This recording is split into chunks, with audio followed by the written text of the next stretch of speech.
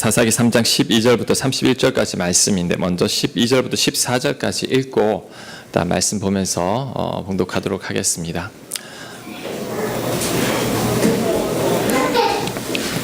사사기 3장 12절 말씀 봉독합니다. 이스라엘 자손이 또 여호와의 목전에 악을 행하니라. 이스라엘 자손이 여호와의 목전에 악을 행함으로 여호와께서 모압 왕 에글론을 강성하게 하사 그들을 대적하게 하시매 에글론이 암몬과 아말렉 자손을 모아 가지고 와서 이스라엘을 쳐서 종려나무 성읍, 이제 여리고 성읍을 말합니다. 점령한지라. 이에 이스라엘 자손이 모압 왕 에글론을 18해 동안 섬기니라. 아멘. 지난주 온니엘 사사에 대해서 배웠죠. 구산 리사다임 손에 괴롭힘을 당할 때 그가 구원해 줍니다. 그래서 40년 동안 평안한 생활을 했는데, 자, 그런데 세월이 흐르자 또 하나님 앞에 범죄합니다. 12절에 이스라엘 자손이 또 여호와의 목전에 악을 행하니라. 또라는 말은 반복된다라는 말이죠. 반복해서 하나님 앞에 악을 저지르니 어떤 일이 벌어졌느냐? 모압 왕 에글론에게 18년간 고통을 받습니다. 자, 여러분, 저와 여러분에게도 또가 있습니다. 계속해서 반복적으로 짓는 죄가 있습니다. 그것 때문에 우리가 고통을 당합니다. 그것이 우리의 약점이죠. 아브라함의 이 또가 뭘까요? 아브라함의 또는 사람에 대한 애착입니다. 아브라함의 약점이죠. 그래서 하나님은 아버지로부터 분리합니다. 아브라함이 그래도 그 애착을 못 버리죠. 사랑하는 아내를 2번 잃을 뻔합니다. 사랑하는 조카 롯, 아들이 없을 때 아들처럼 여겼는데 롯과 헤어집니다.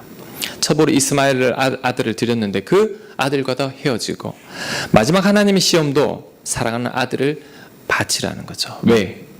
그 시험을 통과하지 않는 한 그가 믿음의 사람이 될 수 없기 때문이죠. 사울 왕의 약점은 뭘까요? 사람에 대한 인정입니다. 사람들로부터 인정받고 싶어서 그는 하나님으로부터 멀어집니다. 평생을 다윗을 쫓아다니면서 비참한 삶을 살게 되죠. 베드로도 그렇죠. 장집사, 여기 삐 소리가 나는데 마이크 2개 빼고는 좀 꺼주세요. 거기 1번, 2번 마이크 빼고 나머지 그 다 뮤트 시키면 됩니다. 베드로의 약점도 사람들로부터 인정받고 싶은 마음이죠. 그것 때문에 그가 허세를 부리다가 낭패를 많이 경험합니다. 자, 유다의 약점은 뭘까요? 돈입니다. 돈 때문에 그는 결국 자살하고 말죠. 여러분의 약점이 뭡니까? 여러분이 늘 무엇 때문에 고통을 받고 있고 무엇 때문에 고난과 환난을 당하고 있습니까? 그게 여러분의 약점인데 그것을 극복해야 됩니다. 안 그러면 또 고통을 받죠. 이스라엘 백성들은 가나안 사람에게 그 약점을 극복 못하니 그 다음에는 구산 리사다임에게 또 약점을 극복 못하니 이번에는 에글론 왕에게 고통을 당합니다. 여러분의 약점이 아브람처럼 사람 때문일 수도 있고 또 베드로처럼 인정받고 싶은 마음 때문일 수도 있습니다. 유다처럼 돈일 수도 있죠. 이로 인해 고통을 받을 때 이제는 깨달아야 됩니다. 또 반복되지 않도록 해야 됩니다. 그 어느 누구도 여러분 원망하지 마십시오. 왜? 그게 여러분의 약점이지 그 사람 탓이 아닙니다. 내가 그 약점을 극복해야지 에글론 왕이 괴롭히지 않게 되는 거죠. 자, 그리고 여러분이 고통을 받고 있다면 또 고통을 받고 있다면 그럼에도 불구하고 또 하나님을 찾아야 합니다. 하나님께 부르짖어야 합니다. 15절 말씀, 이스라엘 자손이 여호와께 부르짖음에 여호와께서 그들을 위하여 한 구원자를 세우셨으니 그는 곧 베냐민 사람 게라의 아들 왼손잡이 에웃이라. 이스라엘 백성들이 또 고통을 받으니 여호와께 부르짖죠. 많이 힘들기 때문입니다. 그래서 여러분 또 하나님을 찾아야 됩니다. 아니, 염치가 있지 또 어떻게 하나님을 찾습니까? 그래도 또 하나님을 찾아야 합니다. 그때 하나님께서는 또 응답하십니다. 찾을 때마다 하나님은 또 응답하신다라는 거죠. 하나님의 응답으로 이제 2번째 사사 에웃을 세웁니다. 그런데 그 에웃이 왼손잡이라고 말합니다. 왼손잡이. 근데 여기서 이 원어의 뜻은 여러분이 알고 있는 왼손잡이가 아니라 원어의 뜻은 오른손이 묶여 있는, 오른손이 제구시를 못하는 이라는 뜻입니다. 그러면 쉽게 말하면 장애인이죠. 에웃은 오른손을 사용할 수 없는 장애인이라는 거죠. 외팔이죠. 그는 하는 일도 아주 비천한 일을 합니다. 장애인이 그릴 수밖에 없는 거죠. 자, 15절 계속 읽습니다. 중반에 이스라엘 자손이 그를 통하여 모압 왕 에글론에게 공물을 바칠 때에 조공을 바치죠. 에훗이 길이가 한 규빗 되는 좌우에 날선 칼을 만들어 그의 오른쪽 허벅지 옷 속에 차고 공물을 모압 왕 에글론에게 바치는데 에글론은 매우 비둔한 자였더라. 지금 이스라엘 백성들은 모압 왕 에글론에게 조공을 바치는데 그 일을 하는 사람이 누구냐? 바로 에훗이라는 거죠. 왜? 건강한 사람들은 그 일을 안 하려고 하죠. 우리가 일제 침략기에 일본 천황에게 어떤 공물을 바쳐야 된다면 여러분 가져다 주고 싶겠습니까? 싫죠. 다 꺼려 하는 거죠. 그러니 오른손을 못 쓴 에훗이 이 일을 하는 거죠. 근데 에훗이 이때 모압 왕 에글론을 죽이려는 마음을 품습니다. 그래서 칼을 이제 오른쪽 허벅지에 감추는데, 왜냐하면 왼손잡이니까 칼을 이렇게 빼야 되잖아요. 그런데 보통 왕을 경호하는 무리들이 이 에훗에 대해서 별로 신경을 쓰지 않습니다. 다 검사할 텐데. 왜? 아니, 쟤는 장애인인데 제가 뭘 어떻게 하겠어. 그러니까 에훗에 대해서는 신경 쓰지 않았죠. 방심했죠. 그래서 에훗은 칼을 들고 이제 나갈 수 있게 된 거죠. 자, 18절 말씀 계속 있습니다. 에훗이 공물 바치기를 바친 후에 공물을 메고 온 자들을 보내고 자기네 길갈 근처 돌 뜨는 곳에서부터 돌아와서 이르되 왕이여 내가 은밀한 일을 왕에게 아뢰려 하나이다 하니 왕이 명령하여 조용히 하라 하매 모셔 쓴 자들이 다 물러간지라. 이제 공물 바치고 같이 일행들을 안전한 곳으로 피신시킨 후에 다시 돌아와서 왕이여 제가 은밀한 일을 말하겠습니다. 근데 사람들이 많아서 말을 못하겠습니다 하니까 왕이 부하들을 다 물러가라고 합니다. 왕도 지금 방심하고 있죠. 왜? 에훗이 장애인이니? 아니 저 왼팔밖에 못 쓰는 자가 나한테 뭐 어떻게 하겠어.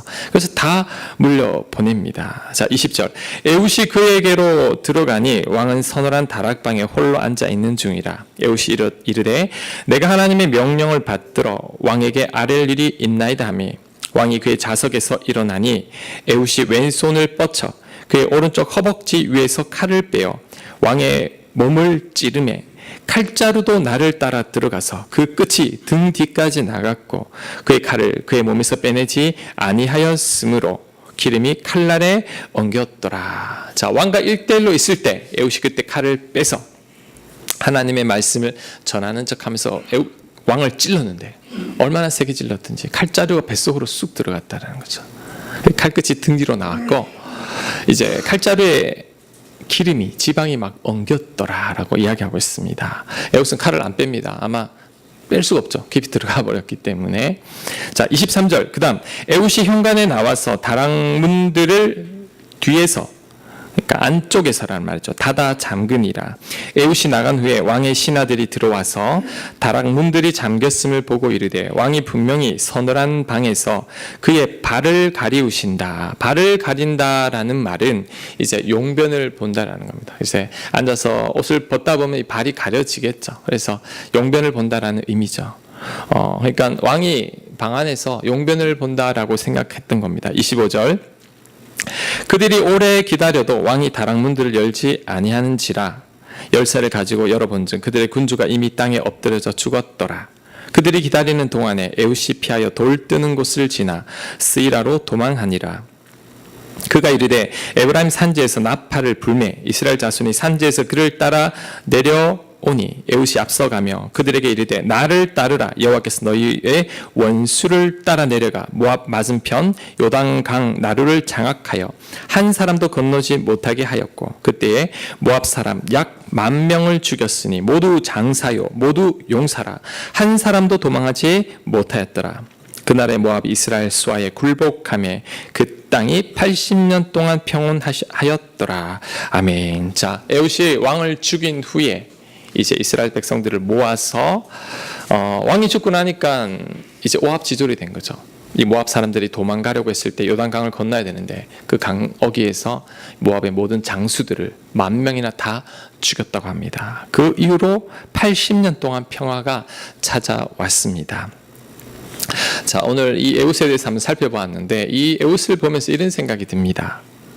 한 손을 못 쓰는 별 볼일 없는 에웃이 어떻게 이렇게 대담한 일을 할 수 있을까? 실패하면 죽음입니다. 게다가 이 에웃이 이스라엘 백성들을 전부 모아서 모압 장수들 10,000명을 죽이는데 이런 리더십은 어디서 나온 걸까? 어디서 나온 걸까요? 하나님이 그를 사용했기 때문입니다. 에웃이 뛰어난 게 아니라 에웃이 하나님 손에 붙들렸기 때문입니다. 지난주 온니엘에 대해서 배웠는데 그가 우리랑 다른 게 있었죠. 이스라엘 백성들과 다른 점. 그는 하나님에 대한 믿음도 있었지만 그에게 하나님의 영이 임했다고 했습니다. 하나님의 영이 임하니 온니엘이 구산 리사에다임을 물리쳤듯이 이 에웃에게도 하나님의 영이 임했습니다. 에웃은 하나님 손에 붙들린 자였죠. 그러니 그는 장애가 있음에도 불구하고 모압 왕을 죽일 수 있었고 이스라엘 백성들을 다 이끌어 모압 군을 물리칠 수 있었던 겁니다. 하나님의 도구가 되면 이런 역사가 일어납니다. 자, 세 번째 사사가 삼갈인데 31절 삼갈만 한 번 더 살펴보겠습니다. 딱 한 절밖에 없기 때문에 31절 에훗 후에는 아나스의 아들 삼갈이 있어 소모는 막대기로 블레셋 사람 600명을 죽였고 그도 이스라엘을 구원하였더라. 삼갈은 농부입니다. 어떻게 알 수 있느냐?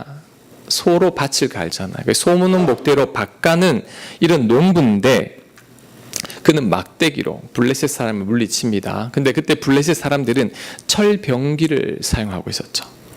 철로 된 칼과 창을 든 사람을 삼갈은 막대기 하나로 600명을 죽였다고 합니다. 아니 어떻게 농부가 이럴 수가 있죠? 하나님의 영이 임하면 가능합니다. 하나님 손에 붙들리면 가능한 거죠. 막대기가 아니어도 됩니다. 자, 이런 예가 또 하나 더 나오죠. 바로 삼손입니다. 삼손은 나귀 턱뼈로 1000명을 죽입니다. 자, 사사기 15장 15절 주보에 있습니다. 사사기 15장 15절 삼손이 나귀의 새 턱뼈를 보고 손을 내밀어 집어들고 그것으로 1000명을 죽이고 아니 어떻게 턱뼈로 1000명을 죽입니까? 무기가 없었기 때문인데 마침 나귀 턱뼈가 있었던 거죠. 그 턱뼈를 잡고 블레셋 사람 1000명을 죽입니다. 어떻게 해요? 하나님의 영이 임하니 삼손이 능력을 발휘하게 된 거죠. 자, 오늘 에웃과 삼갈을 통해 우린 귀한 교훈을 하나 배울 수 있습니다. 저를 한번 따라해 보시기 바랍니다. 아무리 약자라도 하나님의 영이 임하면 강한 자가 된다. 한 번 더 따라할게요. 아무리 약자라도 하나님이 쓰시면 더 이상 약자가 아니다. 바울의 고백이 생각이 납니다. 바울이 어떤 고백을 하죠? 내가 약할 그때가 곧 강함이라. 약한데 뭐가 강합니까? 나는 약하지만 내가 약하기 때문에 하나님의 능력이 임하니 강한 자가 되는 겁니다. 에웃은 장애가 있는 자였죠. 하지만 그는 대신에 하나님을 의지할 줄 아는 자였습니다. 그러니 그에게 하나님의 능력이 나타나죠. 삼갈은 농부죠. 전쟁을 해본 적도 없는 사람일 것입니다. 그런데 하나님의 손에 붙들리니 철병거를 가진 블레셋 사람 600명을 이길 수 있는 거죠. 자, 이것을 통해 하나님이 쓰시는 자가 어떤 자인지를 알 수 있습니다. 하나님이 쓰시는 자는 약자입니다. 자신의 한계를 아는 자입니다. 하지만 하나님 의지할 줄 아는 자입니다. 여러분, 도끼가 나무를 베입니까? 나무꾼이 나무를 베입니까? 나무꾼이죠. 톱이 나무를 자릅니까? 아니면 톱을 든 사람이 나무를 자릅니까? 도끼를 든 자, 톱을 든 자가 나무를 자릅니다. 마찬가지로 우리의 능력의 근원이 누구냐? 우리가 아닙니다. 하나님 손에 붙들릴 때 우리가 능력의 근원이 되죠. 그래서 하나님은 누구를 통해 일을 하시느냐면 자신이 도끼나리요 나는 톱에 불과하다라는 것을 잘 알고 하나님을 의지할 줄 아는 자, 하나님 앞에 엎드려 기도할 줄 아는 자를 쓰십니다. 반대로 지혜롭고 똑똑한 자들, 능력 있는 자들은 쓰지 않습니다. 왜? 그들은 하나님 전적으로 의지하지 않거든요. 그게 바로 고린도전서 1장 26절, 27절, 28절, 29절 말씀인데 우리 같이 한번 읽겠습니다. 시작. 형제들아,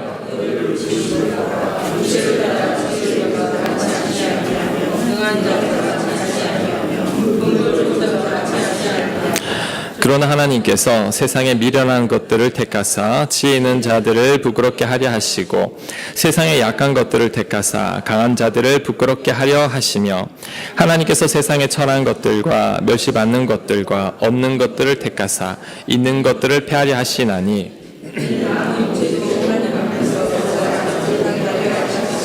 아멘.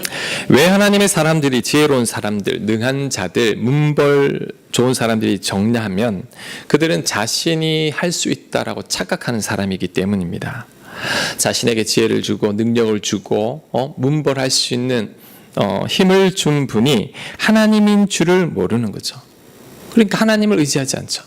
그러니까 하나님 이들을 통해 일을 하실 수 없는 겁니다. 오히려 에우처럼 삼갈처럼 장애인이고 별 볼 일 없는 농부라 할지라도 하나님을 의지할 줄 아는 자를 쓰십니다. 하나님이 능력의 근원임을 아는 자를 통해 하나님이 역사하신다라는 거죠. 사울이 그랬죠. 사울 왕. 처음에 성경을 보면 하나님께서 그를 택하신 이유는 그는 스스로를 작게 여기는 사람이었죠. 나는 작습니다. 나는 아무것도 아닙니다. 그런 그를 통해 하나님께서 역사하셔서 왕을 세웠는데 그가 전쟁에서 몇 번 이기고 나더니 나는 큰 자다. 하나님 의지하지 않습니다. 하나님보다 백성들을 더 의지하죠. 결국 하나님 눈밖에 나고 하나님께 버림받게 됩니다. 여러분, 하나님께서 쓰실 수 없는 사람의 특징이 두 가지가 있어요. 그 첫 번째가 뭐냐면 스스로를 과대평가하는 사람이죠. 자, 하나님이 이런 사람을 절대 사용하지 않습니다. 왜? 하나님을 의지하지 않기 때문이죠. 내가 능력이 있는데 뭐 하나님을 의지해? 내 힘으로도 할 수 있는데 입술로는 하나님 의지한다 하고 말을 하지만 전적으로 하나님을 의지하지 않습니다. 그래서 하나님의 능력이 나타나지 않습니다. 그 예가 바로 모세죠. 모세는 스스로를 굉장히 과대평가했습니다. 왜냐하면 이스라엘 백성들은 다 노예고 자신은 이집트의 왕자잖아요. 나보다 더 뛰어난 사람이 어디 있어? 나 외에는 어느 누구도 이스라엘 백성들을 구원할 수 없어. 스스로를 과대평가했죠. 하나님은 그를 쓰실 수 없는 겁니다. 왜?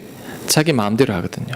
자기 힘으로 이스라엘 백성들을 구원하려고 하기 때문이죠. 그래서 하나님이 그를 낮추십니다. 80세 할아버지가 될 때까지 그를 낮추셔가지고 결국 하나님께서 모세를 아주 무능하게 만듭니다. 모세는 하나님만을 의지하게 되죠. 하나님 없이는 못합니다. 하나님 도와주십시오. 하나님께서 그때 모세를 사용하는 겁니다. 여러분, 하나님께서 우리를 통해 우리에게 잘 나타나지 않는 이유는 우리가 너무 완벽합니다. 우리가 너무 지혜로워요. 가진 게 너무 많고 우리에게 능력이 많습니다. 그래서 하나님이 우리를 통해 일을 할 수 없는 거죠. 목회를 하다 보면 이런 말을 듣습니다. 목사님, 저분 집사님 남편분 정말 좋은 분인데 저분이 예수님 믿으면 정말 예수님 잘 믿을 겁니다. 교회를 위해서 정말 봉사할 겁니다. 목회에도 정말 도움이 될 겁니다.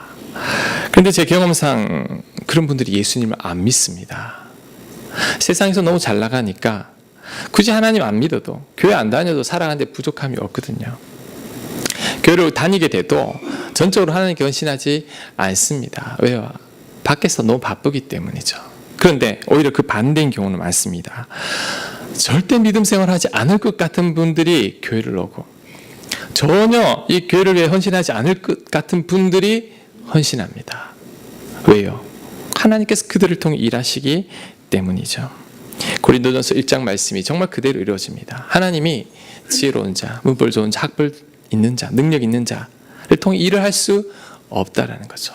하지만 약하지만 작지만 하나님을 전적으로 의지하는 자, 그들이 하나님을 경험한다는 말씀입니다. 여러분, 스스로를 과대평가하지 마십시오. 절대 스스로를 지혜롭게 여겨서는 안 됩니다. 가진 게 많다고 자만해서도 안 됩니다. 그것 때문에 하나님을 못 만나는 겁니다. 나의 나된 것은 100% 하나님의 은혜이죠. 나의 지혜, 능력, 재력, 외모 다 하나님이 주신 겁니다. 나는 도끼날이요 톱날입니다.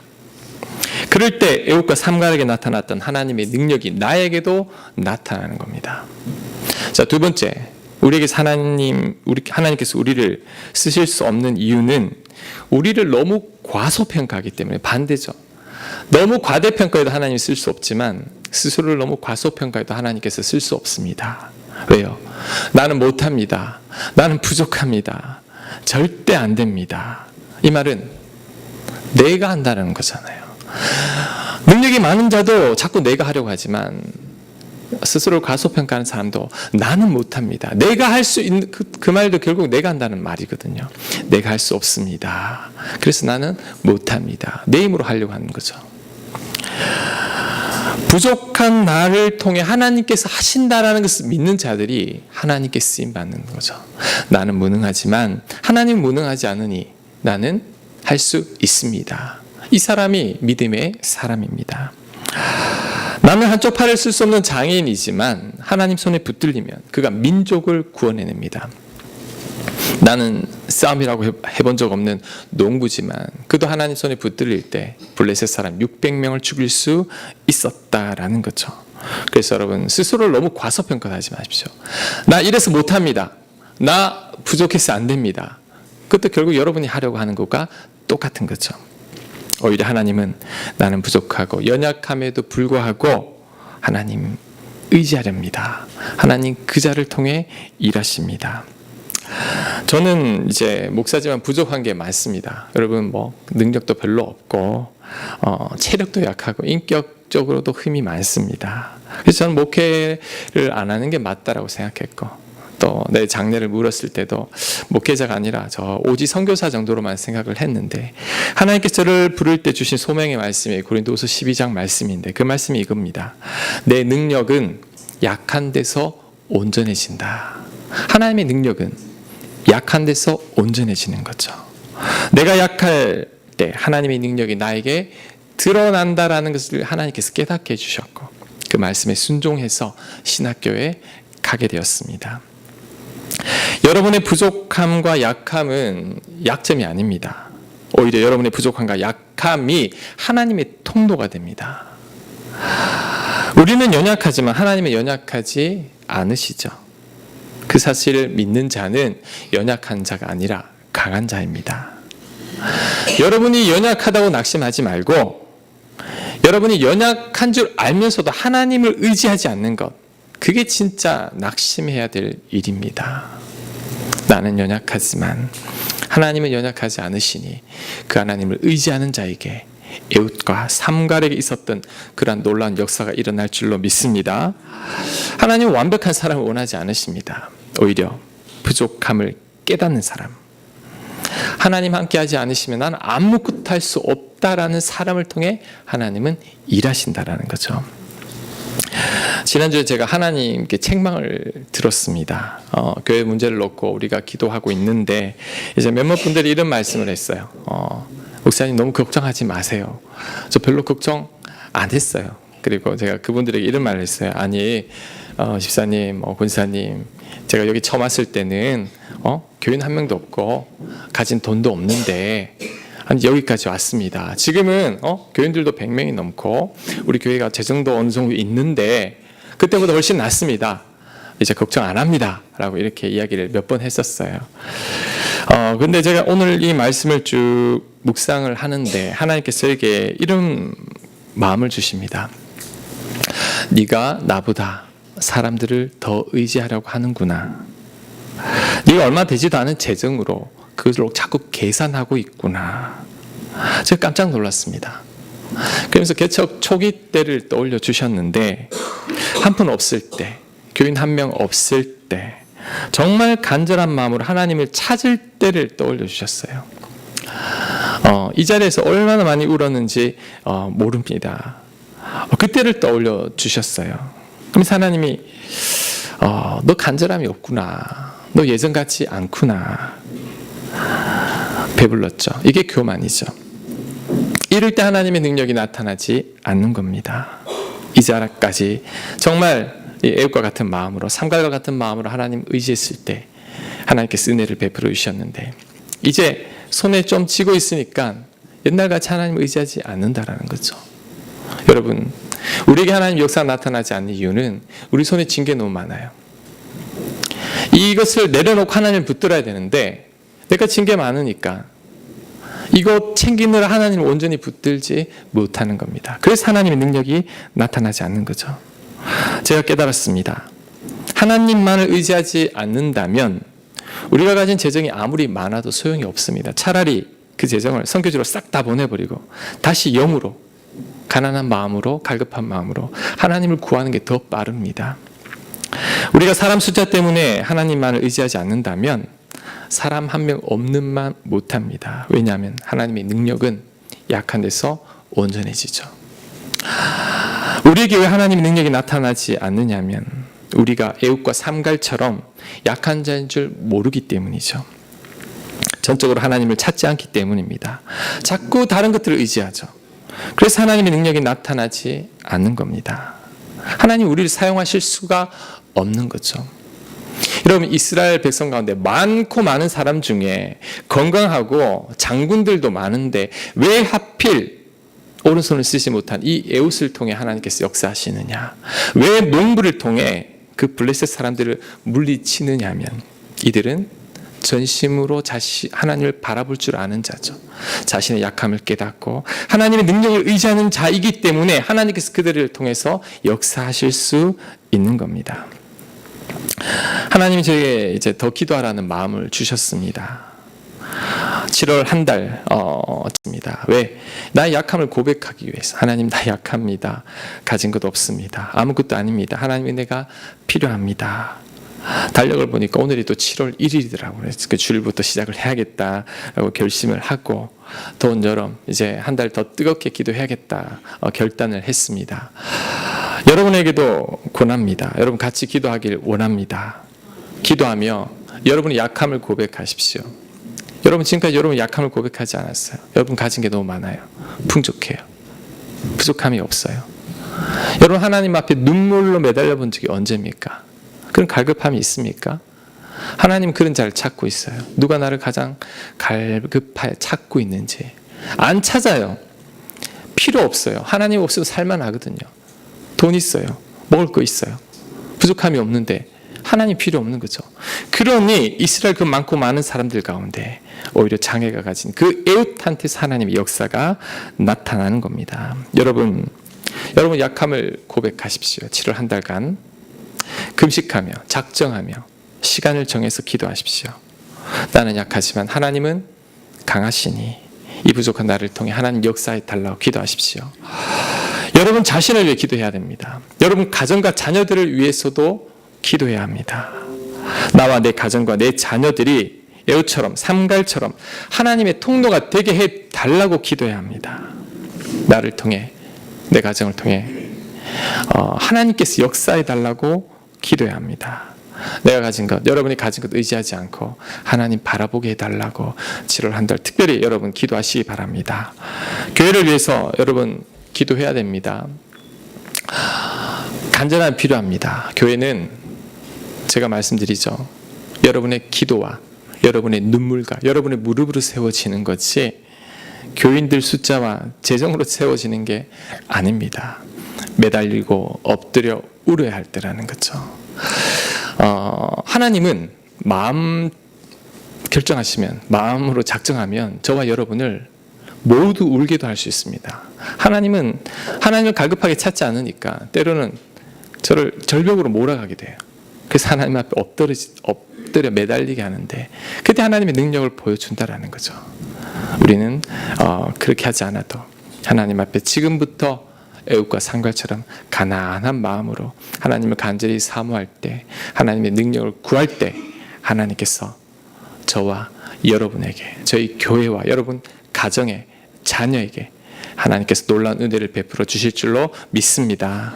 그래서 특별히 여러분 7월 한 달 더운데 오늘부터 기도하십시오. 시간 정해서 금식할 수 있으면 금식하고 작정해서 하나님 그동안 내가 너무 배불렀습니다.